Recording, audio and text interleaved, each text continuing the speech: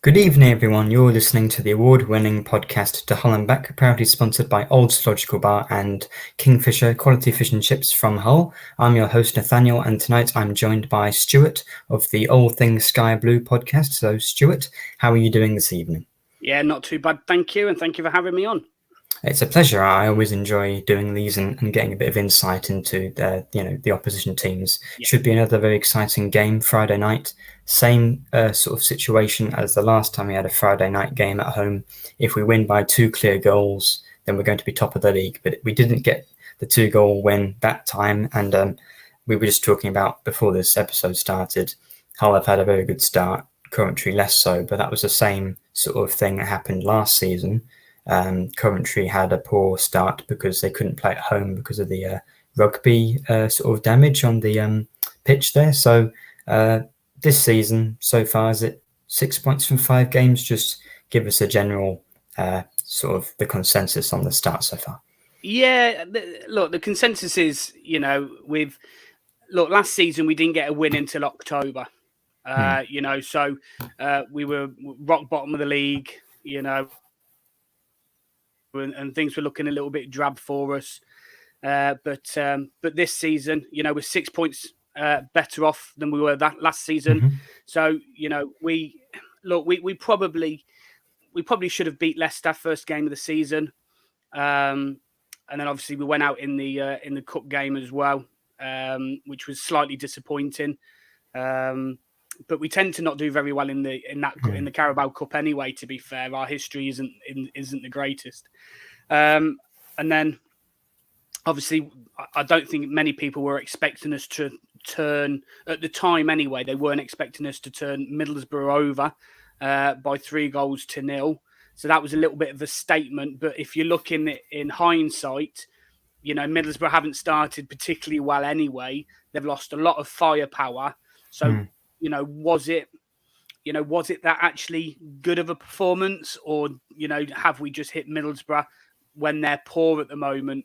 But we did look. I'm not taking anything away from us. We did play well, and they didn't really have, apart from I think 1 or 2 opportunities, they didn't really have a sniff. Mm-hmm. And then a good draw away at Swansea, a good draw away. Again, in hindsight, it was a good draw to Sunderland. Mm.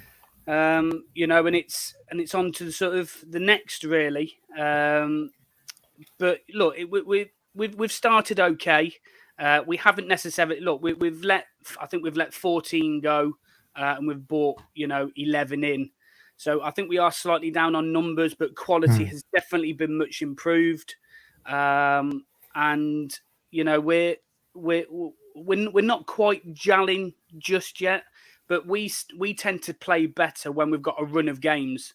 And after this, from Friday, we're literally playing then Tuesday, Saturday, Tuesday, Monday, or whenever it may be. So this will hopefully, up until the sort of the 10-game mark, I think you'll find that the real Coventry City come out. Whether you catch us a little bit cold on tomorrow night, we'll have to wait and see. But we are better with a run of games when we start playing them regular.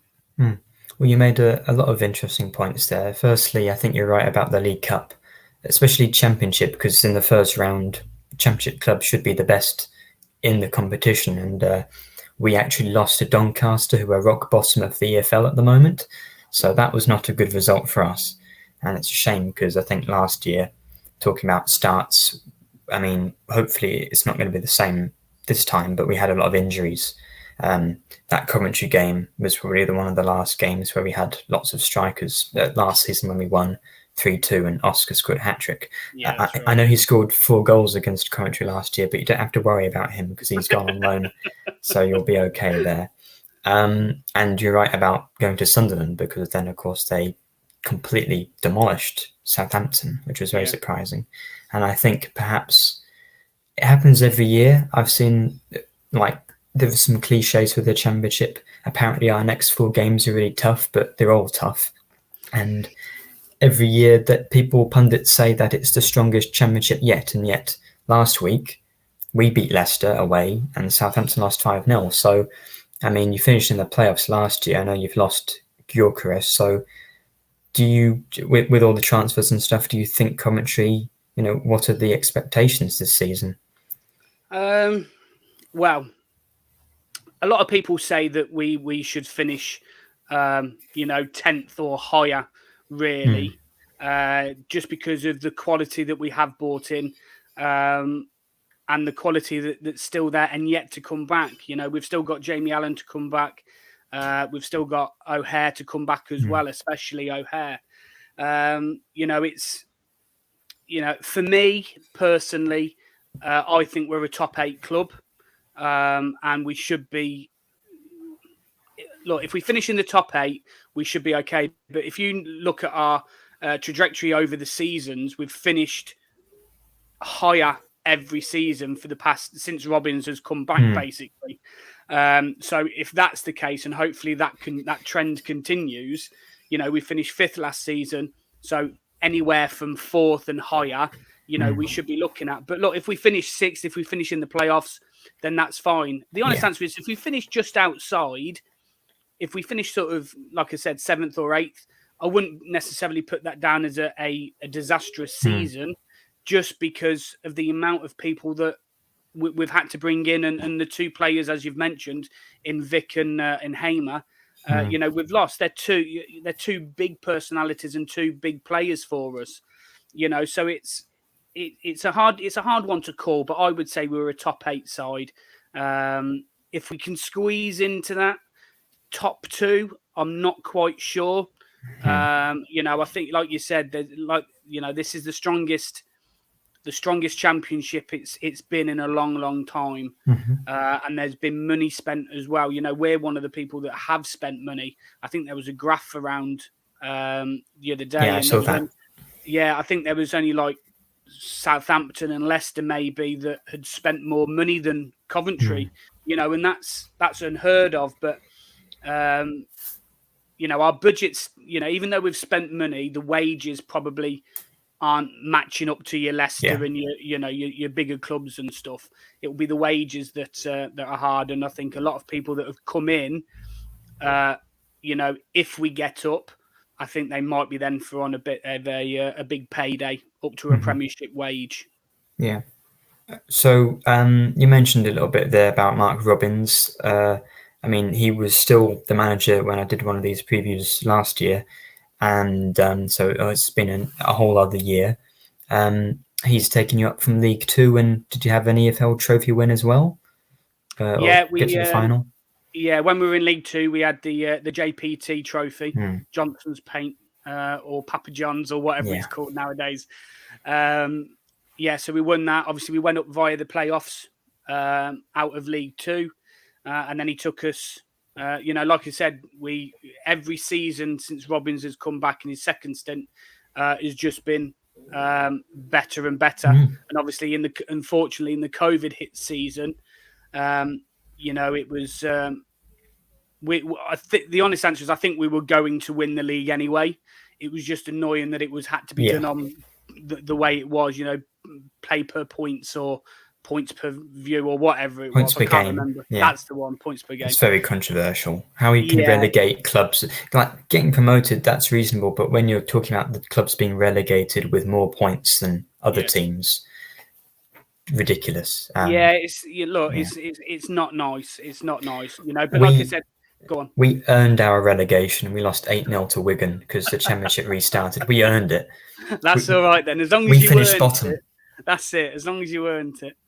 Like I was saying, it's for me. Look, last season, if we had gone up, I think that we fully deserved it as the fans, just because when we went up as champions, we didn't have that chance to celebrate. Yeah, and we still haven't to a certain extent. So I think, if we ever do manage to get to the promised land, whether it's this year or whether in its 5 years' time, I will still look back and celebrate the League One champion, the League One winning season, because, us as fans, we've never really had a chance to celebrate that. And I think, like I said, if we'd gone up last season, it would have just been amazing.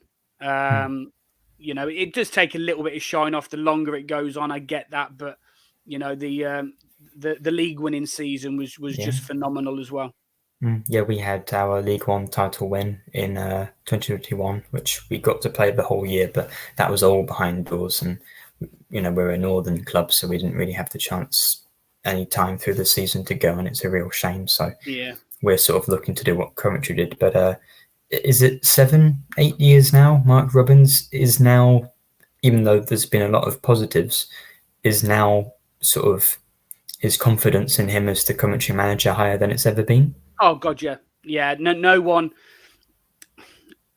I think the only thing that people may, fans may have a little bit of a gripe about is when he makes the substitutions. He is kind of regular on when he makes the substitutions, but in terms of team selection, transfers that he brings in, the way he wants to play, all the above,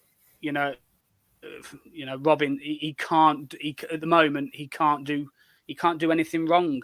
And I think until we've probably had, maybe 2-3 seasons of backwards steps, if you like, that's when you may, see fans starting to turn slightly. But he's got a good 2-3 years before that ever happens anyway. And I'm sure he'll be the first one to change anything that needs to change. In my eyes, he's God. He can do no wrong. He will have a statue outside the CBS Arena or whatever place in the future that we might be playing at. He's brilliant. He's a brilliant tactician. Him, AD. It's not just him. It is a team. AD Vivesh and Dennis Lawrence as well. They all work brilliantly together, and that's what when you look at the Coventry side, that's what we bring. We bring that togetherness, and that stems from the top. Yeah, I guess whoever got promoted out of Luton and Coventry would have had that great story coming up from the lower leagues to the Premier League. But even though you did lose, it was very close. Yeah, thanks for that. Sorry, but it's a positive thing that I know you've lost Gilchrist and Hamer, but you have put the money back into the club. So shall we move on to some of the transfers? I think the main one we want to talk about is Haji Wright. Is it about 7 million or more, which is a fair bit for a non-Premiership team? Rumour is it was about 7.7 million. Yeah, we were linked to him last summer because we get most of our signings. Yeah, we get most of our signings from Turkey nowadays, and he was from there. So he's had 2 very good seasons in Turkey and already off the mark for Coventry. I think he might have missed some chances against Leicester, but he looked like a handful and sort of good dribbling player like Gilchrist. So will he be able to replace the Swedish frontman? Well, the honest answer is with what I've seen of him so far, I think he's the closest thing that I've seen that's especially that's at the club. Whether he can take that forward and produce what Vic did, we'll have to wait and see. That's still up for debate. But yeah, you're right. Against Leicester, he come on. He took the player on, went through, and he actually hit the bar with his shot that he had. If that had gone in, I think that was 2-2 at that point. And I think that would have been a deserved point, even though I think we could have won it and we should have probably won it. But yeah, look, they're all 3 of them are different. You're never going to replace Vic like for like because he was so special. Yeah. The way he could hold a ball up, turn around, the speed of getting away from players and things like that. But like I said, the closest one that we've got is Haji Wright. That's the closest one that we've got. But, Godden is probably still the best finisher at the club. Yeah.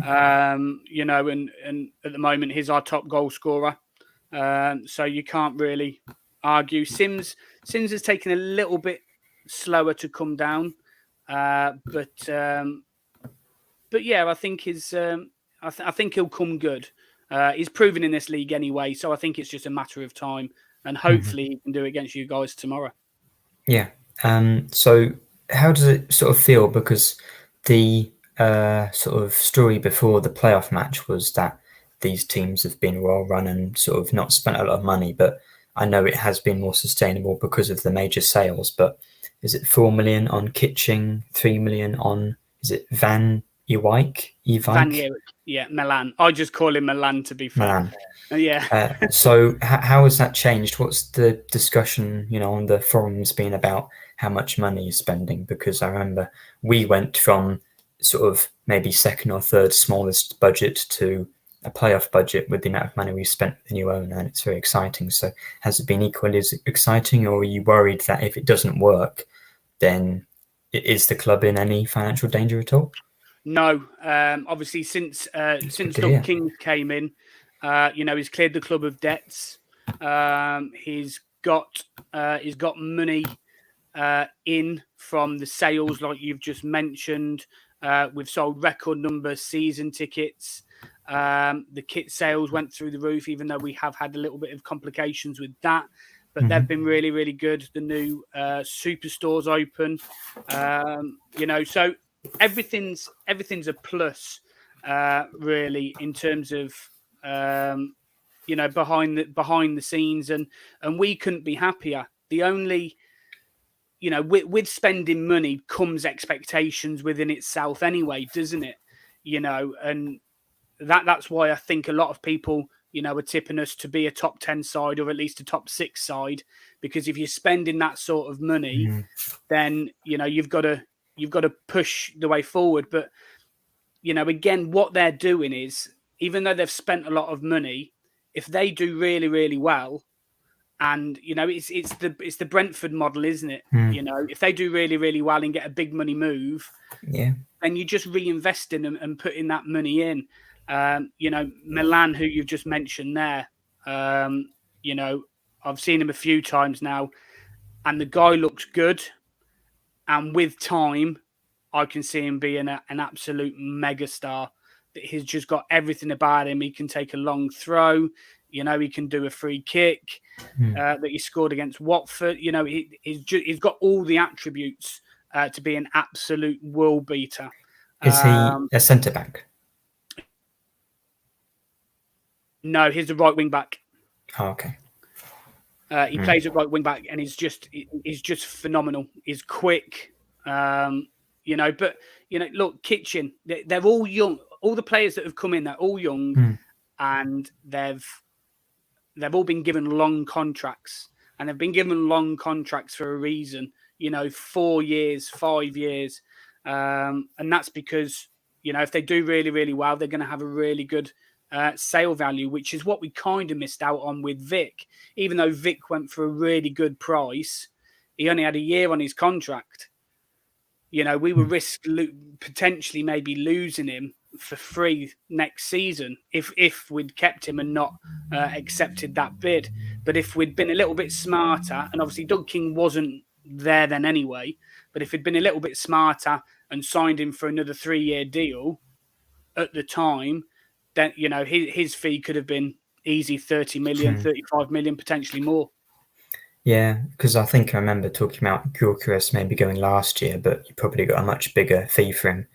It's weird because the Championship, it is sort of maybe the 6th or 7th, 8th best league in Europe, but if you go from like the 9th best league and the fees you can get for the best players there to the Championship, it's just so much bigger because I guess of the proximity to the Premier League. That's right, yeah. But I've been thinking about the financial aspect of City signings a lot more, because that transition, especially wages, from going from our best players run about $5,000 a week to 25 grand in a year. Last year we signed about 20 players, and it was a big change. But I just want to pull you up on something.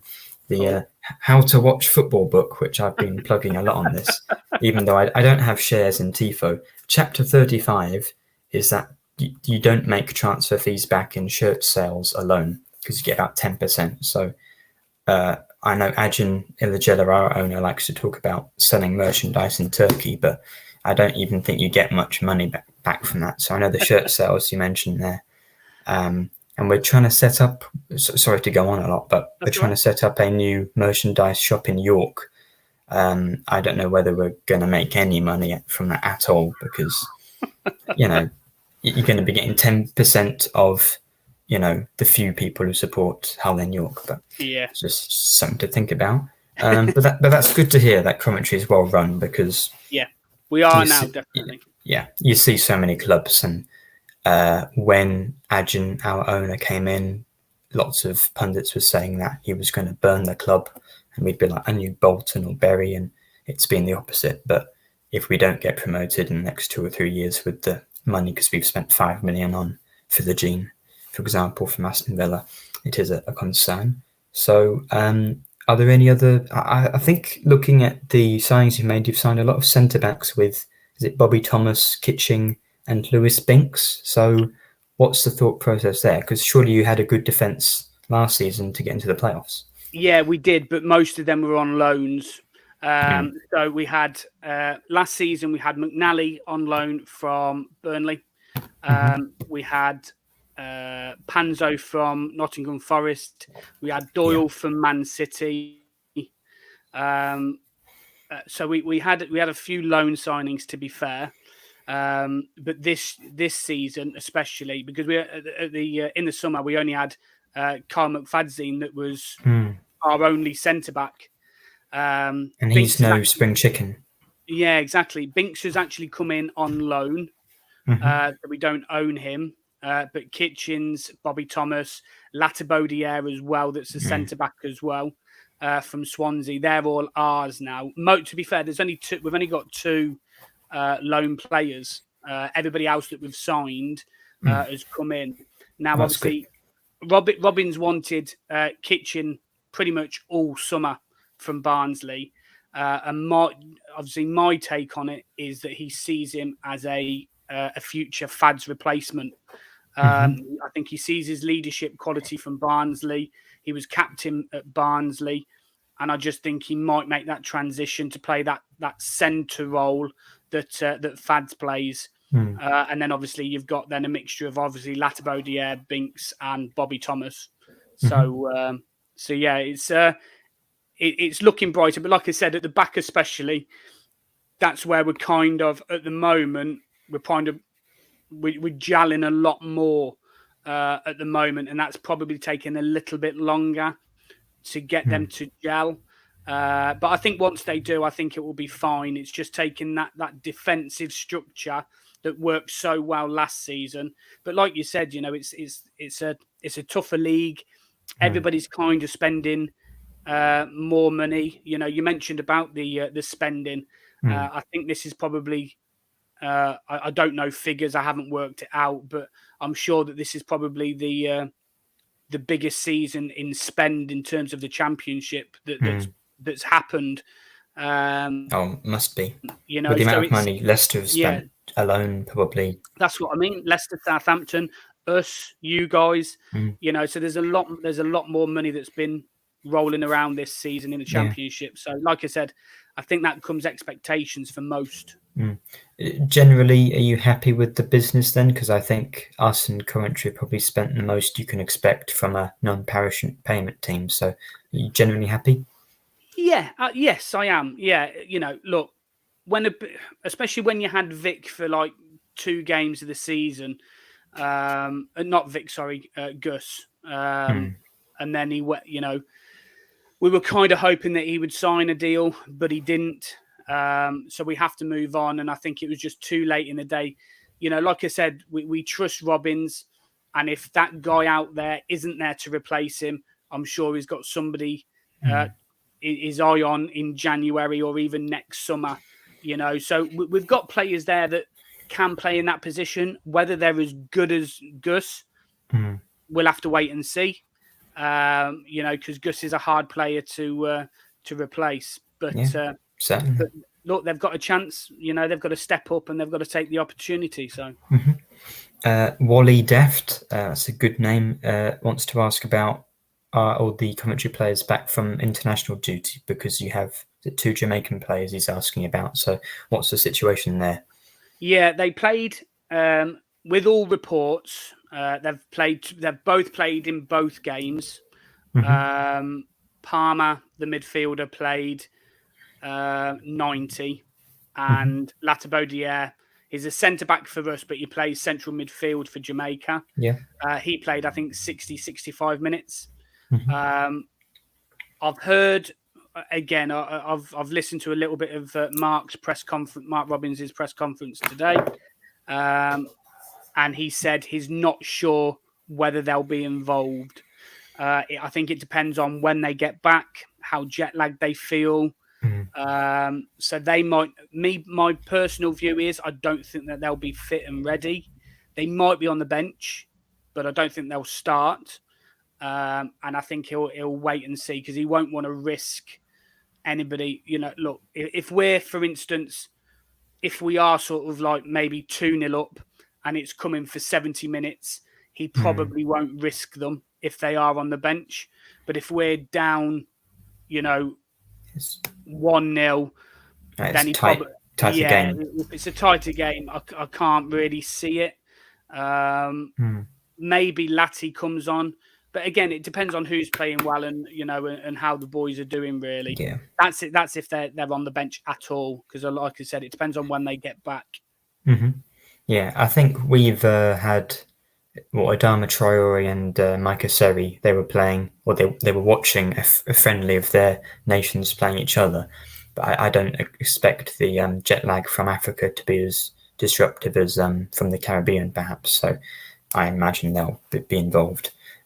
So Wally Deft again before said that if we go at Coventry, we could score 3 or 4. I think that's probably a little bit harsh.